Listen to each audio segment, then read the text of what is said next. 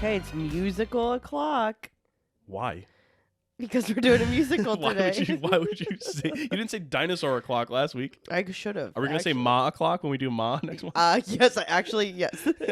I'm Erin. I'm Tom. This is Baby's First Watch List, the podcast covering a legit classic this week.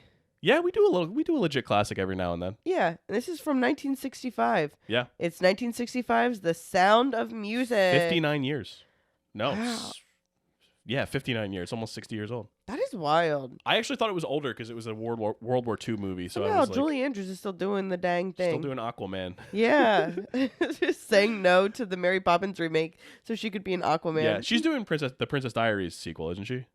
I don't know. Is she? Yeah, I think so. Queen. I just saw that Anne Hathaway said it's going well, so I assume that. Hey, whatever. I'll take it. So this musical was directed by Robert Wise. I did not recognize. I may have recognized his name, but I didn't know who he was. Turns out he had won Best Picture and Best Director for West Side Story. Yeah. Which, I mean, I knew they wanted a musical director for this. When you're a jet, you're a jet all the way, from your first cigarette to your last dying day. Yeah. After they got William Wyler on board, who, if you don't know William Wyler, he was the most nominated director of all time in Oscars history. He did like Ben-Hur. He did like a million things. All the old ones you didn't see. All the old ones you didn't see. He is great. He didn't work out for this movie. No. Which is probably a good thing because it might have been a lot different. Yeah. And so Robert Wise also, interestingly, was nominated for Best Editing for Citizen Kane. Oh yeah, I knew that. That's where I knew his name. That's where I knew his name. Yes. Okay, King. Like, that is like so crazy, especially because like Citizen Kane was so influential, and the editing was part of that. The editing is like one of the most revered things about Citizen Kane. It's amazing. So honestly, it totally makes sense, though, the West Side Story connection. What's also kind of interesting is both West Side Story and Sound of Music, when I was watching both of those movies, I was like, I know every single song from these movies. Like, it's just, they're in the classic American song catalog. So this guy, Robert Wise, he also was the president of the Directors Guild of America for 4 years in the 70s. And then he was president of the Academy of Motion Picture Arts and Sciences from 1985 to 1988. He's big in the Oscar Wars book. I mean, holy cannolis. Also, please excuse my stuffed nose. There's a lot of Edelweiss going on. Yeah, exactly. Here. We got the allergy season starting. So this movie was written by Ernest Lehman. So he is 6 times nominated for screenplays and, Best Picture, all that kind of stuff. This is really a who's who crew. Yeah, so he was involved in Sabrina, North by Northwest, West Side Story, Who's Afraid of Virginia Woolf, Hello Dolly, all these classics. The movie was adapted from the Rodgers and Hammerstein musical, which was adapted from Maria von Trapp's The Story of the Trapp Family Singers, which was her kind of memoir. I did not know this. The film rights from Maria von Trapp's book were purchased for only $9,000 in West Germany. And then that became a movie called The Trapp Family. Yes. And that movie ended up becoming one of the most successful movies in 1950s Germany. Yeah. Are you going to talk about the other one? No, really. There's another one. Oh, the sequel. Yeah. There was a sequel too. The Trapp Family Goes to America or something like that. Oh, yeah. Those movies are far more popular in Austria and Germany than this one is. Mm-hmm. In part because Germany, I know, censored this movie. Because of all the Nazi imagery, and it was like 20 years after everything had happened, so this was not really widely shown in Germany. Well, and I know that like Salzburg didn't want a lot of it filmed there because of they didn't want them putting flags and stuff like that. So they used just like old footage. But I read that when they used the old footage, it showed the Salzburg officials like cozying up with the Nazi officials, so they were very like, wait a minute, we probably shouldn't use all this either. Right. So the original Broadway show starred Mary Martin. So, do you know who Mary Martin is? No clue. Only like my sister and my 2 cousins will get this. When Aunt Mary watched us, we got to pick a movie, it's Erin's turn to pick a movie, whatever. I would like always pick the live action Broadway showing of Peter Pan, and Mary Martin played Peter Pan. Wow. Yeah.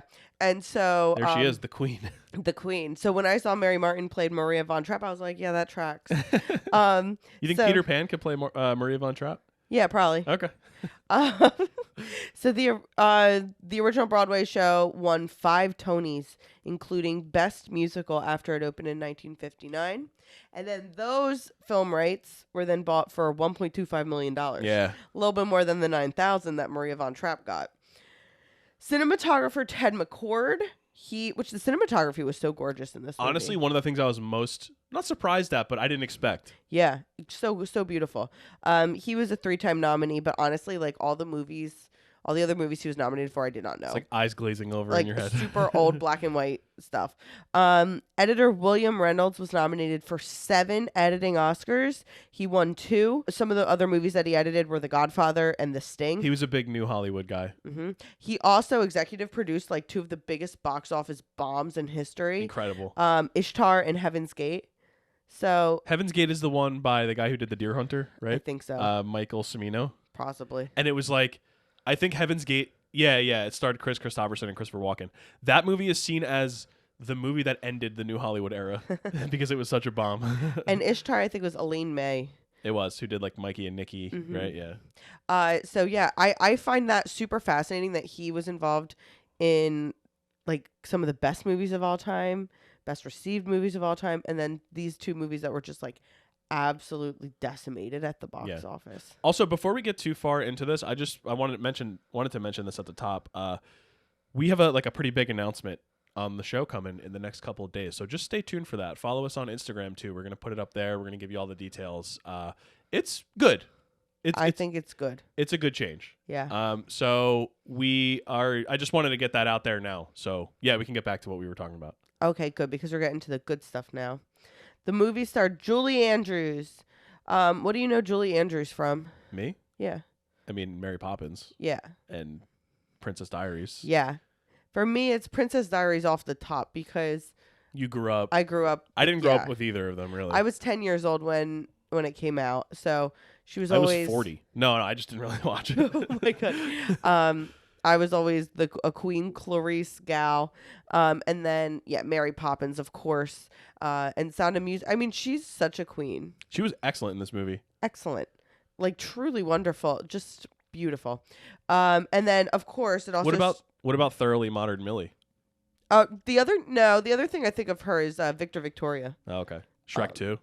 Oh yeah, and Shrek 2. She's the Fiona's mom. Oh man, wait a minute. Here's what she's been in since 2001. She did Princess Diaries, then she did a movie called Unconditional Love where she was a cameo playing herself. Then she did Princess Diaries 2, then she did Shrek Royal 2. Engagement. Shrek 2, Shrek the Third. She was the narrator in Enchanted. Yeah. Tooth Fairy, Shrek Forever After, Despicable Me 3, Yeah, she's Aquaman, The King's Daughter, where she was the narrator, which is like a fantasy movie, and Minions: The Rise of Gru. She also narrated Bridgerton. That's her last 25 years of movies. Yeah. How ridiculous is that? Yeah, she's amazing. That's great. I mean, it's like she's getting that money. Good for you, As Julie. she should. Good for you, Julie. In the movie also stars Christopher Plummer, who Hated filming this movie. Who hated it, yeah. But we don't really know Christopher Plummer from that much. You just read his memoir. I read his memoir. He was much more of a stage actor than a movie actor. But he did a ton of movies too. And we know him from Beginners. Knives Out. Of course. All the Money in the World. His more recent stuff. Yeah. Beginners is definitely a must watch for his performance alone. He won the Oscar for it, right? He was, I think, the oldest. He was the oldest dude to win, right? I think you're right. He's the only Canadian to have the Triple Crown of acting. Wow. Academy Award, Emmy, and Tony. That's so cool. And he passed away just a couple years ago. Inside Man, he was in. Remember, he was like the rich guy. Girl with the dragon tattoo. Yeah, you're right. So he was in so much stuff, even later on in his life and his career. He had that like third act after Beginners. Yeah, and I mean most people have seen Knives Out. Yeah, where he's the patriarch of the family, the victim. Yeah. Which is not a big spoiler. That's Harlan Thrombey. Yes. And he wasn't All the Money in the Didn't he get nominated for that? Kevin Spacey was supposed to be in it. Yeah. And then he got replaced by Plummer, and then Plummer got nominated for it. For we watched that movie. It was just okay. Yeah. He was Michelle Williams' dad, wasn't he, or something like that? Yeah. Yeah, something like that. So And he was good in this too. I love Christopher Plummer. Yeah. He's awesome. But Beginners is a must watch. Filming happened in both LA and Salzburg, and you can see like the Salzburg sites are just incredible. This is a good way to justify putting a play or a musical on film, because with a musical you can only get so much of that. Yep. But with a movie you can go literally to the location Yep. and film like the beautiful Alps, you know. Yeah. It makes me want to go to Austria. Yeah, totally. Which also is partially why the Austrians don't like it, because it brought so much annoying tourist American singing. Western tourism. The movie was like an instant commercial success.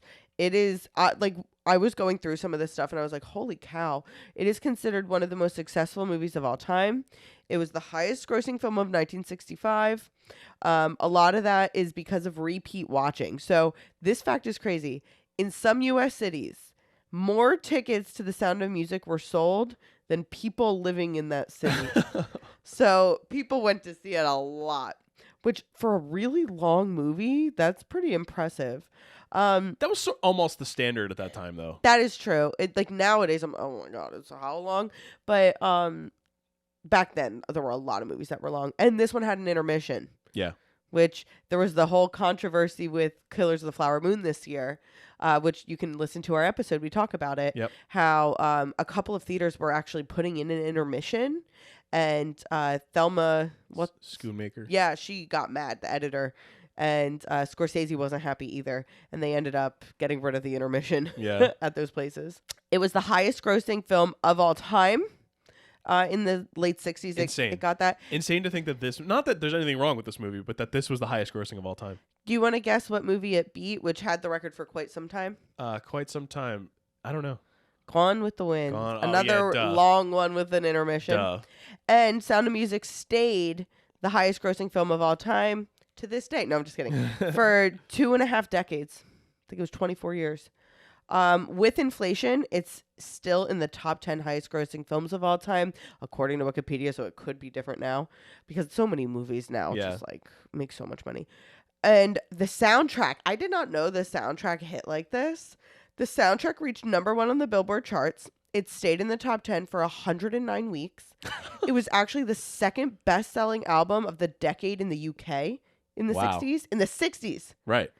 And in 2015, Billboard named the Sound of Music soundtrack as the second best album of all time. Wow. What was #1? Thriller? I don't know, but I'm impressed. Wait, you got to look that up. Keep going. I'll find it. So the Sound of Music actually had kind of a mixed critical response at first. A lot of critics said that it was too sweet and saccharine. One of those critics included Christopher Plummer. But it cleaned up at the Oscars, I gotta say. Well, that Oscars are known for rewarding some of those types of movies anyway. That is true. With 9 nominations and 5 wins. The nominations included Best Actress for Julie Andrews, Supporting Actress for the Pauline Wood, I think her name was, who played Mother Abbess. I want to say Abscess, but it's not that. No, I think it's Abbess. Abbess. #1. Okay, just circling back. Am I right that #2 is Sound of Music? #2 is The Sound of Music. #1 is Adele, 21. So strange. #3 is Thriller. #4 is Taylor Swift, Fearless. #5 is Bruce Springsteen, Born in the USA. That is so fascinating. What a strange top 5. Yes. It was also nominated for Art Direction Color, Cinematography Color, Costume Design Color.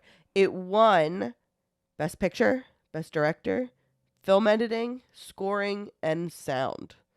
There's a lot to like about this movie. Oh, I really enjoyed it.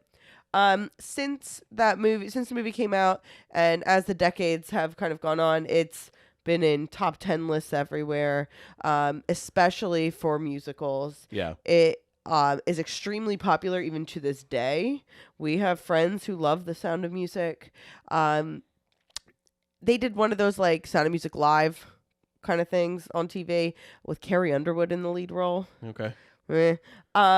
And there's a very popular sing-along version that is played in theaters, which I would go see. I've never been to one of those. I would love to go see Grease sing-along. I would do High School Musical sing-along. I'll do all of them. And then if you go on Disney Plus, like some of them have a sing-along version. That is true. Pretty fun. Of course, it is preserved by the Library of Congress. I think it was in 2001.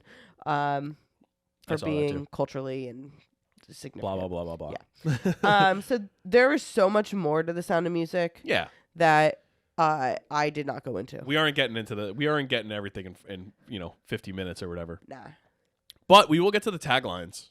Oh yeah, isn't it like the most beautiful sound you've ever heard? One of them is radiance that fills the screen and warms the heart. Oh, that's sweet. That feels like one that's the original. That also feels accurate to me. Because like the re-releases will just take the quote and, Yeah. The second one, there was a lot. I took 3. The more you see it, the more it becomes one of your favorite things. I mean, it's cute. And then finally, the hills fill my heart with the sound of music. That's that's such a strangely phrased one. Like the poster's talking to me. Yeah, it's the poster's favorite. What do you want? Yeah. And then just a brief synopsis. A young novice, played by Julie Andrews, is sent by her convent in 1930s Austria to become a governess to the 7 children of a widowed naval officer, played by Christopher Plummer. A very handsome Christopher Plummer. Very handsome, very inebriated Christopher Plummer. Yeah, which you don't know that in the movie. No. You can't tell. Unless you can, but I couldn't tell. I just want to start by saying I have we've talked about this before. I have kind of a weird thing with musicals where sometimes they take me out of focus when they sort of switch back and forth between like singing and people just bursting out into song. You say that, but we've watched a lot of musicals over the years, and you've enjoyed quite a few of them. I have, but it doesn't mean that like they're gonna kill for me, you know? Just like not everything can be The Greatest Showman. Exactly. Not everything can be the greatest. This is not The Greatest Showman. Never reaches those heights. No. So starting this one with The Sound of Music, the song helped me because you're in it. There's no context. She's just singing. She's singing on a mountain, like on a mountaintop with like what would have been landscape. a drone. Right. Exactly. Would have been put in post if it was Irish Wish. But like everything else. So I really liked starting with that because it takes people like me who are dumb and can't suspend disbelief for musicals and spoon feeds us. Mm-hmm. I also, from like a writing perspective, I liked seeing her sort of freed out in the sun, kind of like hanging out there and doing something that she loves and that she feels, comfortable doing. And then right after the credits, it's like it cuts to the nuns like somberly singing in a dark room, and it's like they're all like stuffed up, and she doesn't show up. She's late. Yep. So I really liked it's really strong juxtaposition like right off the bat, being like this is what she loves to do. This is what she's like thinks she wants to do, but is not necessarily really where she's gonna end up. And right off the bat, like kind of subtly, like puts that into her character right away. Mm-hmm. But what did you think about the song Maria, which is the nuns' diss track on her? Essentially, they kind of go back and forth. It's almost like a battle rap situation. I really like it because it's a great way to show characterization of and Maria, without having it be super on the nose. You know what I mean? Without like telling us. Even though they do tell us. They do, but they're telling each other. Yeah, it's a really smart way to do it. And it's on purpose. It suits the narrative. And it's also, they're talking about things that she does that would clearly not be suitable for the convent and what the people expect in that situation, but is not necessarily bad things for... like we're not going to be like, oh, Maria's kind of like crazy. Mm-hmm. Like it's not like that. Like, oh, Maria's the villain. Well, it's funny you say that because the real Maria von Trapp claimed that this movie toned down her behavior, and that she said I was way worse than this. Okay, well, and when they're saying this stuff, you're like, oh, that's not too bad. But you can understand. They call her a demon. Yeah, they're joking. They also call her a flibberty gibbet. Wow, now that distress goes hard. So I really liked it, and it's fun to give the nuns a song. Yeah. It's like kind of ironic and it's cute. It's good. So do you think it was the right call for them to let her go temporarily, or should it have been like, listen, you got to stay or you got to go? Oh yeah, this is so movie magic. I'm sorry. Right. I know apparently it's based on a true story. I don't know if this part is true, but like that would never happen. They can't be like, unless it was like a common practice. We're like, all right, we'll send you on this mission kind of for a little while and then you come back. Although I will say nowadays, maybe they would do something like that because let's face it, they probably don't have overflowing applications for nuns in 2024. So maybe they would do that if someone's, they need a little bit extra time. Here, go off, do whatever. They wouldn't necessarily send her to be a governess, but come back and see if it works for you. Kind of like how the Amish do it, where when you turn 18, you can go off into the world for a little bit, and then when you come back, you're like, okay, you saw what was out there. You still you're good. Okay. Right. Well, I think that the thing here is that they know that she's good. Like even throughout Maria, like especially Mother Abbess, like knows like she's a good heart. She's good-hearted. So maybe it's like we don't want to let her go, but she also can't be doing this. Yeah, she can't be late every day. She can't be late constantly. You can't be a flibberty gibbet and be a nun at this convent. You just can't. You got to unflibber your gibbet, and you have to do that by being a governess at Christopher Plummer's fancy mansion. The Von Trapp freaking mansion. Yeah. That he is. So I love that he's already playing a retired military veteran. Yeah, he's like in his 30s. I feel like he's played a retired person in every single movie he's ever been in. Goals. He's only like 36 here during filming, though. So he's not like old. It's just like, okay, he was in the war and now he's back. And what they don't tell you is that in real life, the captain is not like, we were like, okay, why is he so rich? Yeah. Like, why is he in this massive mansion? And it's because in real life, he was married to his former wife who had died, was I think the granddaughter of the guy who invented the torpedo, like the submarine torpedo. That is so Gretchen Wiener's coded. He literally, she's literally Maria. So he's got all that inheritance money. Yeah. And he has parlayed that into a very nice home. Yeah, it's so beautiful.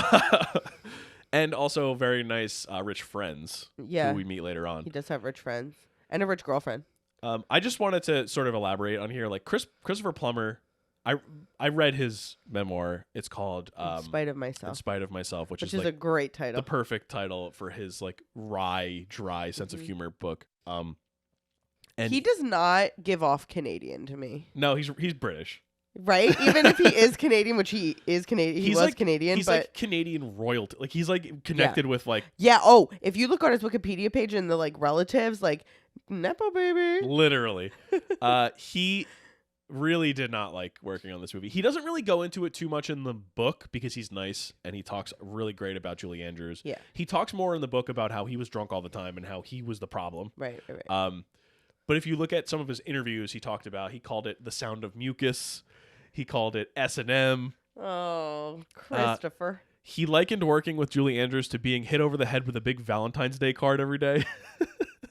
Oh my goodness. But him and Julie Andrews, both of them have said that they remain close friends like forever. Right. And they work together later on. Well, Julie Andrews also said that for this movie in general, like he was super cynical.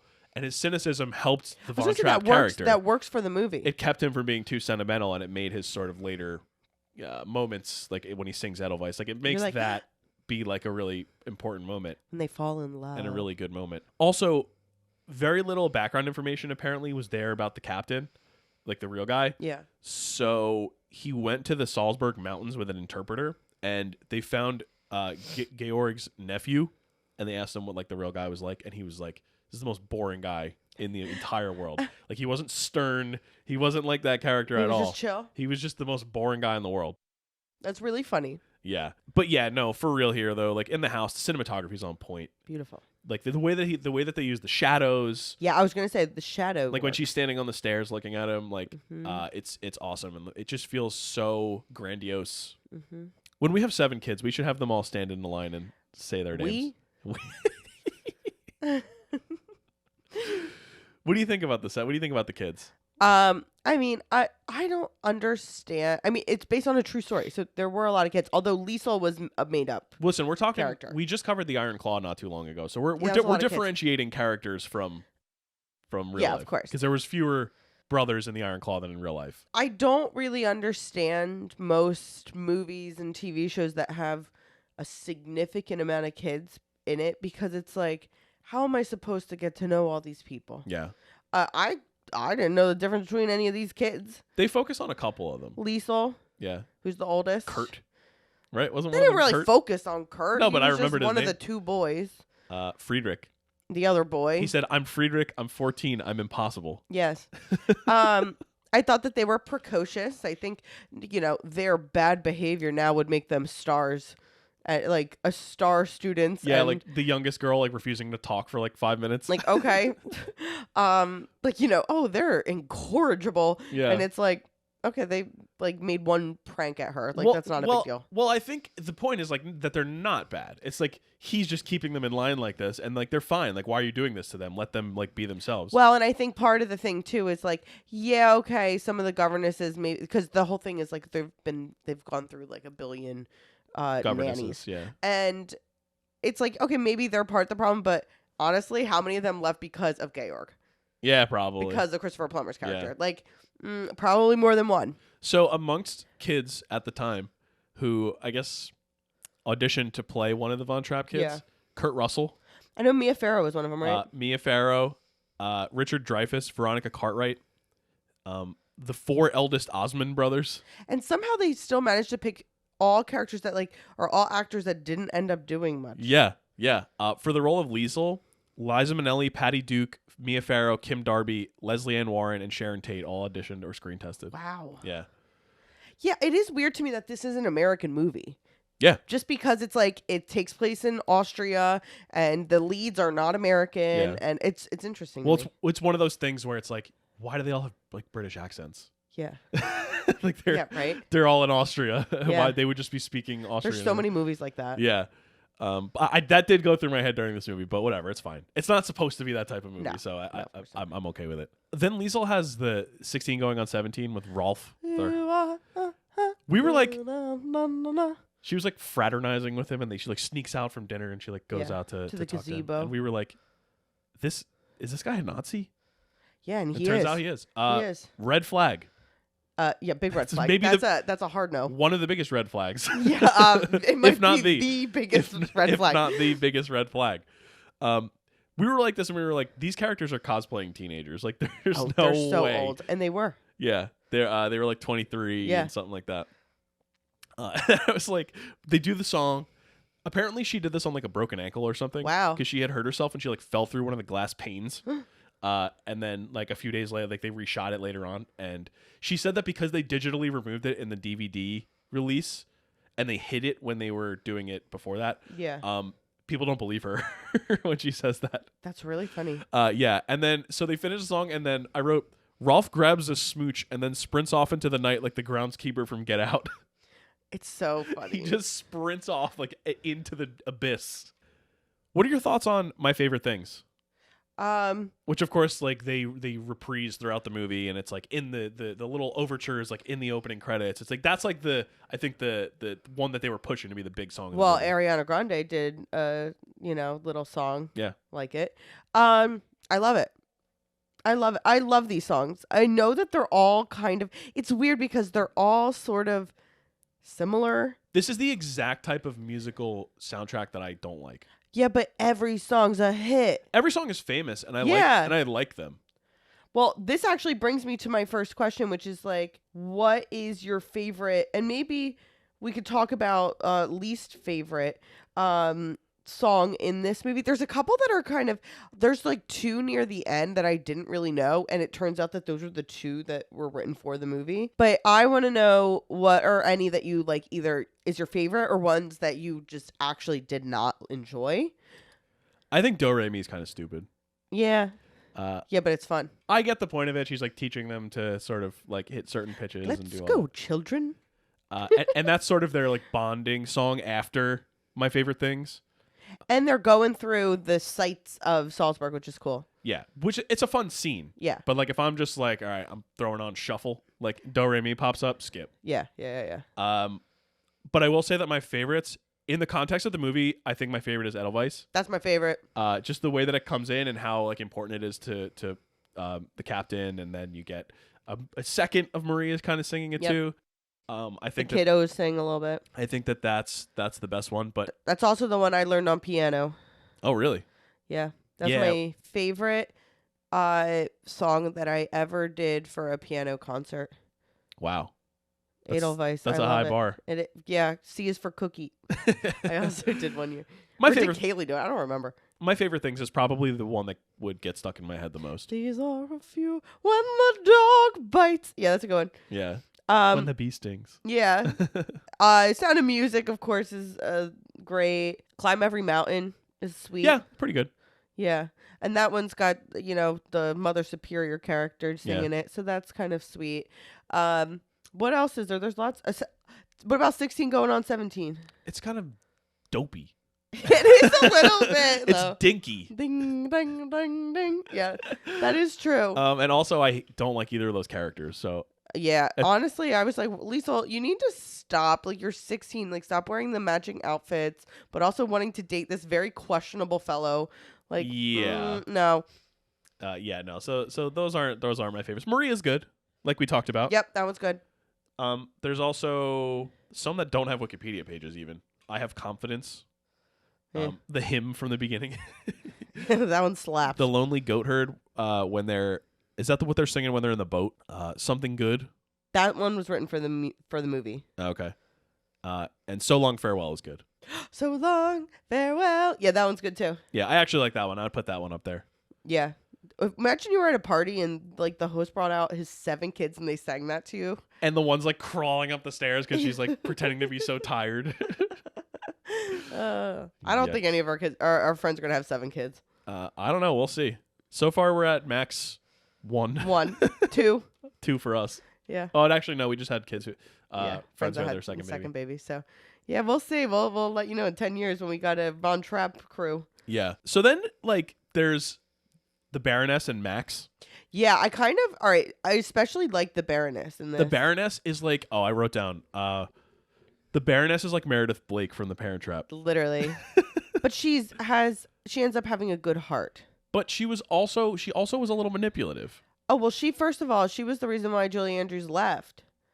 Like she did it on purpose. She planted the seed. Yeah, and she was like, "Oh, well, once this girl's out of the way, he'll be all mine." Yeah. And turns out he couldn't get this nun out of his head. Turns out, shout out to our last week episode on Jurassic Park. Life finds a way. Yeah, exactly. Thank you, Jeff Goldblum. Then I just wrote, "Yup, Rolfe is a Nazi. Yikes." Yeah. When he's like throwing the rocks at her window and he's wearing the uniform and the captain catches him. Well, that is something, like, I know that one of the things about this movie that's kind of crazy is that it takes like a very like scary action turn. It turns into like a thriller at the end. Yeah.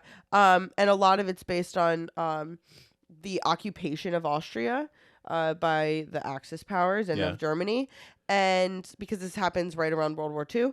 So it's kind of crazy how it turns. Yeah. Tone-wise, but the seeds there. are there the whole time. Well, this is the first little sequence where you get the captain kind of breaking his exterior, where he's like flirting with the Baroness, and then he sees Rolfe, and he's like blasting Rolfe for being a part of what he was a part of, and he then chastises Max because Max is like the Baroness's like friend or something. Yeah, I don't know. And he's with her, and he's basically trying to turn them into like a family band. Yeah. He's the Brian Epstein of... Yes, Brian Epstein. Yeah, yes. Of the Beatles. Of the Beatles. The Beatles manager. And he chastises him because Max is like, well, it's going to happen or it's going to not. Like, we'll be fine. And the captain's like, no. Right. This is not going to happen to Austria. Which is like, it's interesting that this movie, it was made like 2 decades after World War II ended. And so it is interesting to see the different sort of approaches of people's mindsets. And let's be honest, it's very similar to what we've seen in the past decade or so. Yep, for sure. It's really interesting to see the people who are not willing to take a stand and the people who are. Yeah, seriously. And the people who are actively supporting a lot of the stuff going on, like Rolfe. I did think that, especially coming off that scene, we have Maria and them on the boat. Mm-hmm. Like, it's like, okay, we're going back to the happy stuff. Yep. And they're like on the boat, and then they see the captain at the dock, or like at the house. So they pull and they like, some of them fall out of the boat and whatever, and it's like a whole big thing. I thought that was a really funny way for Maria to meet the Baroness and sort of again juxtapose the two of them. Yeah. And be like, okay, well, the Baroness isn't like evil, but she's like elegant and like gorgeous, like traditionally gorgeous. Okay. Not that Julie Andrews isn't. Let's be honest here. But she is very much more of a girl next door look. Especially the way that the costume design is, where she's wearing. They make fun of her outfits like the whole movie. Right. All right, Tom. Well, let's say we're playing the dating game here, and you're the captain, Captain Von Traub. You're Georg. And you got your two options, Baroness and the governess. Oh man. Who are you picking to go on your date? I think there's got to be a little bit of context here, like knowing the Baroness's friends. Like, I want nothing to do with those stuffy people, those stuffy rich people. Well, she immediately is like, "You're gonna hold a party for me, right?" Yeah, which kind of rules actually. She's kind of iconic. I don't have a problem with her specifically because she seems fine. She's okay. Fun. She's funny actually. She seems okay, but I think that I would get so sick of her friends, and I guess Maria's friends are like the nuns. Yeah, so, they're nice. Which are nice. I think that I like the Baroness. I think that she's fine, but I think that Maria. It's a love connection there. I think that she's nicer, more different, going to challenge him more. Yeah.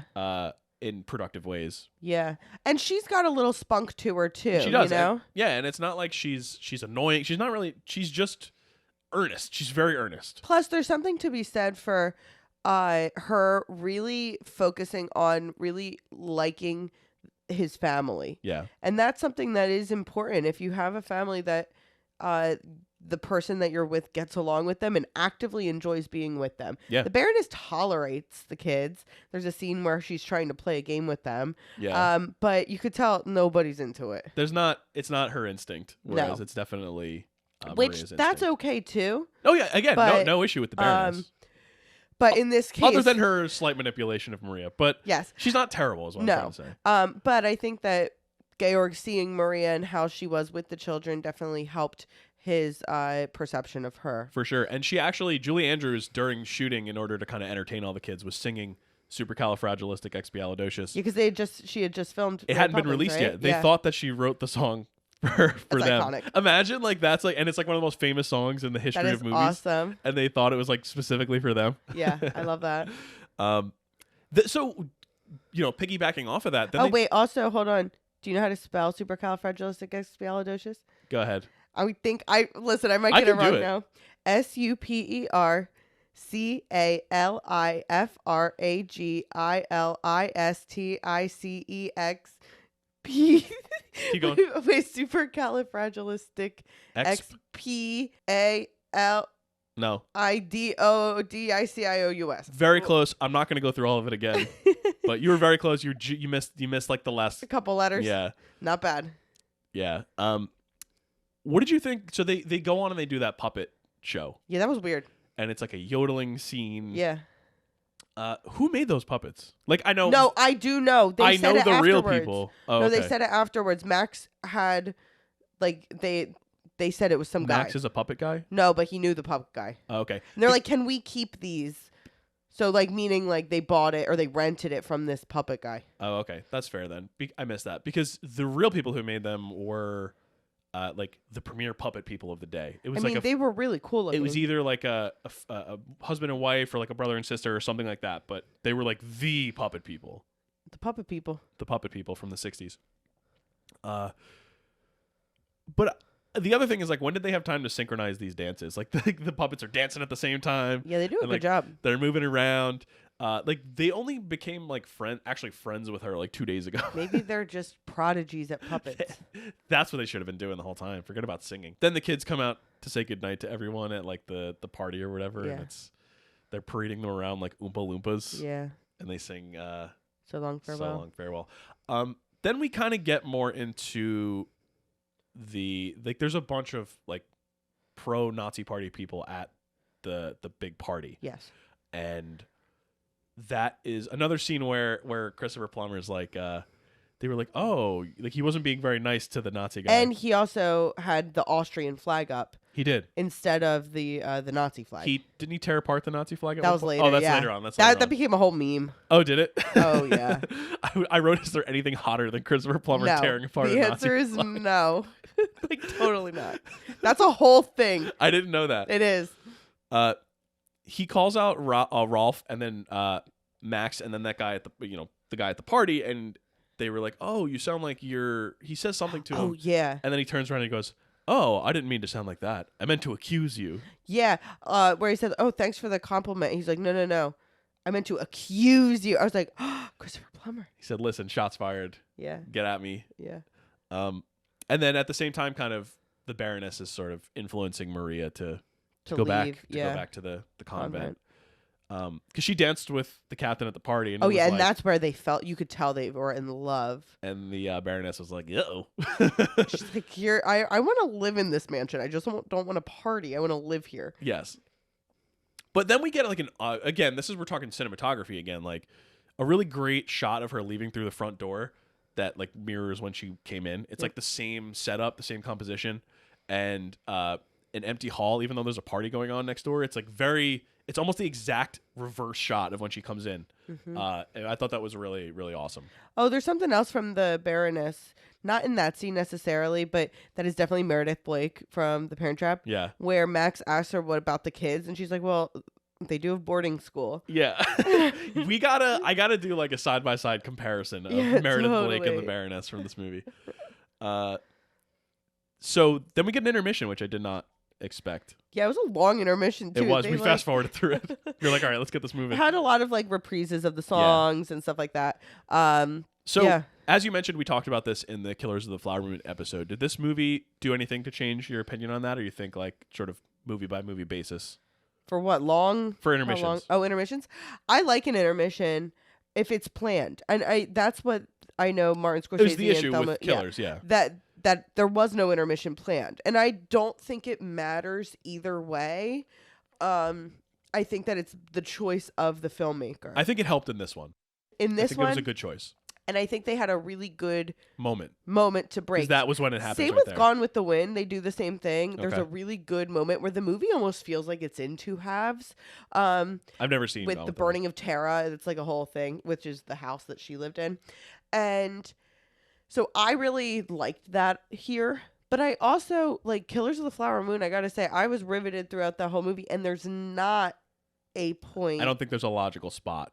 to pause. They said it's when, spoilers, skip ahead 5 seconds, when he gets arrested. Yeah. But I still so here totally fine. Killer's not doing it. Totally fine. Oppenheimer, there was no place to put an intermission. That one I didn't think needed one whatsoever. No. So I truly think it's on a case by case basis, and I am good with whatever the filmmaker chooses. Yeah. Because that's their vision. Another thing, I agree. Moving on past that, we get it's like the next morning or like a couple days later or something, and I thought that the costume design in this scene was so perfect. Why? So Maria's gone, and the captain, he comes out dressed in black the next morning when it's him and the Baroness, and she's playing games with them and all that. All the kids are in like really muted colors too.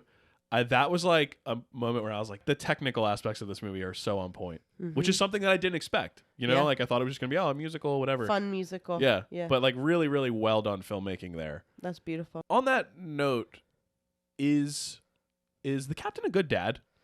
I think that number one, at the beginning, he is trying, but it's hard.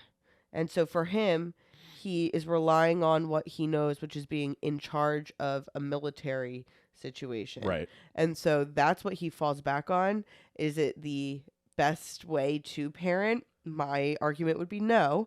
But is he trying? Yes. But at the same time, he's also like, let me get a governess so I can go gallivant around with the Max and the Baroness at all of our fancy parties. That's how the other half lives, let's be honest. The 1%. True. Like it is true. It's a different way of living. I'm not going to judge it. And then later on, he becomes a great dad. He grows into it for sure. Yeah, Towards exactly. the end. But he needed the support, which he wasn't really getting in the beginning. And it was just like, all right, well, I can't be the one, or I at least don't want to be the one to be on the boat with them and singing all the songs. He's like, that's not me. Yeah. And I think it's okay to, especially in the 40s when this took place, where the roles of a father versus a mother are much more defined and separate from one another. Yeah. And so if that's the case and you're looking at it from that lens, he very much ends up fitting into a great active parent role later on. Right. Yeah, I agree. I think he definitely grows into being a good dad. He's got the potential in the beginning, even though he's a little stern and sort of cut off. But I think that he learns his lesson. He's a good example of a dynamic character. Yeah, and you can see that the kids really want to have that connection with him throughout the movie. Yeah. And Maria even tells him as much, which is cool for her to be able to say that to him and Yeah. be like, "You're kind of stinking it up right now, Yeah. and your kids will actually want to hang out with you. So why don't you try it?" Right. Climb Every Mountain. Banger. Banger always. With Mother Abbess singing Yep. it to her. Great use of light and shadow in that scene too when they're in the convent. And great throwback to the beginning of the movie. Yep. When her being on that mountain was seen as a negative, Yeah. and now she's telling her to do that. Yeah. Good stuff. It's great. And I love when she's like singing from the shadows and like it's just Maria in the light and her in the darkness. Yeah. It's really, really well set. Again, the composition of a lot of these shots is really, really unbelievable. So then she goes back and they're singing in the same greenhouse area. It's the captain and Maria when she they're in the gazebo. when they reunite. It's exactly where Liesel and Rolfe were earlier in the movie, but it's much more like chill and mature and romantic. Yep. That scene, when they were filming that scene, apparently like there was something to do with like she kept like blowing raspberries, and when they like got really close together and they kept laughing, and it took them like 20 takes. We need the blooper reel. We do need the blooper reel. And like Christopher Plummer was like, this was the most ridiculous scene to film because we couldn't. He's like, first of all, I can't dance and I can't sing, so I'm like just trying to hang with Julie Andrews. Yeah, who's amazing. And also, of course, he's dubbed over anyway. His voice is dubbed over, but by Billy, I think the guy's name was. Disney guy. Yeah. And he was like, she just kept blowing around and we couldn't stop laughing. So they like dimmed everything. So like the iconic shot of them standing together with like all in shadow is because they're like laughing. Sometimes it's kismet. Yeah. And you can like, he was like, you can kind of see it if you know and you're watching it. I didn't notice it. But he said that he really thought that added a lot. The way that they ended up doing it added a lot. And he was like, I don't know how we got through that one take, but we got the one take and it's great. And there's actually a picture of it in the book too. Beautiful. Despite his, general opinion on this movie. What were your thoughts on the wedding? How'd you think it looked? Fine. Yeah. I liked the, that she walked down the aisle to Maria. Yeah. The diss track. That's kind of like really cool. Oh man. To take the diss track and to make it your wedding song. Yeah. That's kind of fire. Yeah. She's gangster. Maria's gangster. So the Baroness is gone at this point. Yeah, she went back to Vienna. But Max is still here. Yeah, he's his friend too for many years. They call him Uncle Max. I know, but he's like, what are you doing here? He came here with the Baroness, and like, is he just living here now? He's like, I need to start this family band. Yeah, well, he's trying to get them, like, he does that whole show at the end, so okay, fine. But I thought that it was interesting because he's trying to get this show going, and he's talking to the Nazi officials, and they're like, letting the kids sing would actually be good because it would show that after they took over, Austria was fine. Yeah. Which is a really, like, terrible reason for them to allow this to go on. Mm-hmm. But then, you get Edelweiss being the captain solo. Yeah. And he sort of gets choked up as he's looking out into the crowd and he sees his countrymen kind of like being visibly moved. And then he sees like the Nazi officers in the front row. And I thought that it was great because then the family sort of rescues him. They chime in once he starting his voice is starting to crack. That's probably my favorite moment in the whole movie. Mm-hmm. And then you get the handful of Nazi clowns in the front row, Mm-hmm. sort of experiencing this moment with the Austrians. Edelweiss was actually the last song that Oscar Hammerstein wrote before he died. And I saw recently that they put up, I think last year, they released like a box set or something that had Christopher Plummer's vocals for the song. Yeah, I saw that. Which is really cool. And then it literally turns into a thriller from there. Like they're running away from the Nazis at that point. Like they go out and then they win the competition and Max calls them back out and no one comes out. Right. So they're trying to escape. But even when the music, I love when there's attention to detail, because even though I do think the music gets a little repetitive and a lot of it kind of sounds similar, there are really cool overtures, like when they're being chased by the Nazis and there's like a panicked version of So Long Farewell playing in the background. It's such a cool way to sort of twist that song. And as they're hiding in the crypt, in literally like the scariest moment of their lives, you get notes of My Favorite Things. Yeah. Which then the one daughter is like, "Can we sing it? Can we sing it?" And she's like, "No, like we're gonna get caught if we sing it. Like we cannot sing that. So we have to suppress it for now, but we can think it, we can hear it. Like, and that's how we're gonna get through this horrifying moment." And the whole crypt scene, like they're hiding in the crypt and there's like all these it's under the abbey or whatever. Yes. And I love the symbolism of that because like they're hiding there and it's like the Austrians who they lost are still helping their people get away from the Nazis. I thought it was a really cool sort of beautiful, symbolic and cool way to go about that. And the nuns help too. Yeah, the nuns do help. They steal the engine from the car or whatever. I don't know. I'm not a car guy. They mess up the cars so that the Nazis can't chase them. And the captain absolutely alphas Rolfe. So Rolfe pulls the gun on him. In the crypt, and he just walks up to him and he's like, "Nah, dude, you're not gonna shoot me. I'm taking this gun." And then he yells and he calls for the Nazis anyway. But and Lisa's like, "You're so not getting another date." Yeah, no, she didn't actually say that. In the source play, apparently Rolfe helps them. Okay. So and in the real life, he didn't exist. Oh, okay. I didn't know him that. and Lisa were not real characters. So apparently it's to fulfill his promise he made in 16 going on 17. But the screenwriter, Ernest Lehman, reworked this just because it's like, I don't think he wanted to be like, actually, the Nazis did something good. Oh, he's actually good. Right. Yeah. Right. I think he wanted to be like, no, this guy's irredeemable. Which is fair. Especially 20 years after. I think that's a good choice. I'm not saying absolutely. I'm not saying that it would have been, I think it kind of would have been kind of cheesy if he just helped them out. But I like the idea that the captain just was like, nah, you're not, you don't have that dog in you. Yeah. I'm taking this gun from you and we're leaving. Yeah. Well, yeah. Wait, I really like that because, they could have done earlier the captain said that's not really who you are, and instead of it being like Rolfe, this 17-year-old, being like, "You're right, it's not, let me help you," instead it's like, yeah, it's not really who you are because you're not even gonna do this. Yeah. And then that makes Christopher Plummer even more of a hero and Rolfe even more of a loser. And it goes to show, like, Rolfe did not know what he was getting into. Exactly. And there's probably thousands of those people who the Nazis indoctrinated into thinking that they are, harder than they actually are. Yep. For the horrible things that the Nazis did. Yeah. Really interesting choice. Yeah. And then it's off to Switzerland, follow every rainbow, climb every mountain, et cetera, et cetera. And they literally physically have to climb the mountain to escape. Yeah. Because the train stopped or whatever. And then they blocked off the roads. It's cool. It's a cool bookend with the opening as well. And yeah, that's The Sound of Music. The day after they left Austria in real life, it was by train to Italy. It wasn't trekking over the mountains. Allegedly, the day after, Hitler ordered the borders of Austria to be shut. And then after they fled, their home was, and I think this actually is true. Like, I'm not just, like, I wouldn't say it if I didn't think it was true, but their home was apparently taken over by Heinrich Himmler. Oh, really? Who was one of the key players, obviously. I don't know exactly.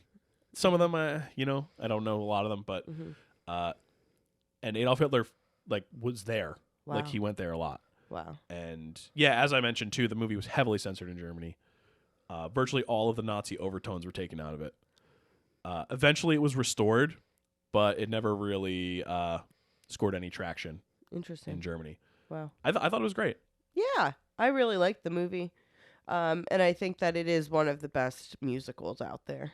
Yeah. Musical movies. It's a classic. It's a classic. This is one I would categorize as not necessarily my thing, and I think it's too long, but I think it's a good movie. For sure. So then my only two questions here, or I got three. I said, who gives the best performance? It's got to be Julie Andrews, right? Julie Andrews. She's the heartbeat of the whole movie. Exactly.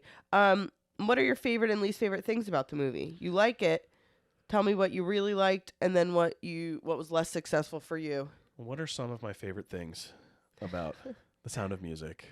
Julie Andrews is the number one. Like she lovely. carries it. You Yeah. can't. It's hard for me to watch a 3-hour movie and then and stay enthused the whole time. And I Right. thought that she was an excellent. She added a lot of. She was the kind of mirror by which the movie bounces off of. Yeah. And she makes you view everything else around the movie as good or bad or happy or sad or whatever type of emotion you're filtering through Maria. Yeah. Which I think is. And I think that she's the perfect like conduit for that. I think that Julie Andrews also has a way of feeling both, like her performances feel very classic Hollywood, but still with a twist to it where it still feels modern. And I think that that's a really interesting thing that not a lot of actors have been able to do. Yeah, I think Plummer was also great, He's especially lovely. with his like subtle changes throughout the movie. I thought he was awesome. Mm-hmm. The acting was great. I mentioned the cinematography, Yeah, gorgeous. and not just like the nature cinematography, as I talked about the Lighting use and of shadows and all that, and the costume design, even like Yep. all that stuff. I thought was really really great and elevates this movie over a lot of musicals that I've seen. Mm-hmm. What about things you didn't like as much? Too dang long, too many kids. Too dang long, too many kids. That's pretty much it, really. Yeah. I don't really have any. I don't mind the tonal shift at the end. I No, think me either. I think there are hints throughout, That make it make sense. and we know what the time period is. We know where we're at in the world. Yeah. I think it would have maybe you don't need to do it in a thrillery like Yeah. escape kind of way, but we know the challenges facing these Right. people. Right. And it was a desperate situation. And it would have been possibly disingenuous to not include something like True. that. Yeah. Especially given the fact that the family did actually escape. Yep. You know? Yep. It's not like the part at the end where they're getting chased, like maybe didn't happen exactly that way, but for all intents and purposes, it did. Right. So as far as we know. So I have no problem with it. Yeah. I agree with you. Yeah. My final question, why do you think this movie was, I mean, we know why it was popular. It's a great movie. Why was it so dang popular? Like one of the top movies of all time popular. I honestly don't know. Like it's a great movie. And it's people I think were more accustomed to long movies back then, so Yeah. it's not like it's a 3-hour movie now. I mean, maybe I'm wrong. Oppenheimer made $1 billion. Yeah. I don't know. I think that there's just something about the like a magnetic good versus evil musical about family. Like it hits kind of everything that is a crowd pleaser. Yeah. You know, and it's got good looking, talented actors and actresses as the two leads. And she was coming off Mary Poppins, so people were probably like, "Oh my God, what's she gonna do next?" She was a megastar at the time, coming off of Mary Poppins, so that's probably a part of it. The fact that it has all of these incredible crew members, Robert Wise, Lehman, the editor was up for a bunch of stuff. Like, Yeah. it's Rodgers and Hammerstein. The musical, I'm sure, was extremely popular. And I don't know how many musicals had been converted into movies yet. Yeah, I don't know. By this point, I mean, I'm sure there probably were a West lot. Side Story. Yeah, but I think it's probably a confluence of all of those things. Mm-hmm. And I know that people probably were already listening to the music from it. Yeah. From the musical, so there was a lot of that sort of built into it. Yeah. And then you get people who go see it, and you're like, this is like a incredibly beautiful movie. And it did it was popular. I think it hit number one in its 4th week of release. It probably was a thing like that where it was just a sort of perfect storm of everything around it that sort of made it into a smash hit. I also think that it's a simple story. It is. And so I think that there's something to be said for that, where it's a simple story that's compelling, and has the other bells and whistles with the music and the performances and the key players that are well known. But at its core, it's a very simple family story, and I think that that's something that people can relate to. And we hadn't run the Nazi stories into the ground yet, No, like we did through the 70s and 80s. right? Which again, important. Yeah, well, I'm talking But- about like Indiana Jones. Yeah, You right, know, right, like right. it just became like, oh, the Nazis are the bad guys now. Right. Oh, that reminds me, my Breaking Bad theory it fits this movie. Where in Breaking Bad, like in the later seasons when Walter White is like reprehensible beyond compare, like the way to get you to sort of come back on his side and root for him as the anti-hero was to introduce a guy with a swastika on his neck. Yeah. And he's like the villain.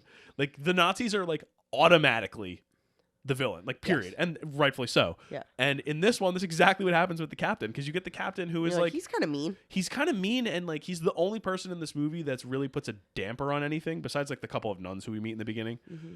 And how do you sort of crack his shell? You put the Nazis on the other end of him. Yeah. And now he's able to sort of wriggle free and become someone who is an honorable person and is good to the kids and is good with Maria. Yep. This totally fits my Breaking Bad theory. There you go.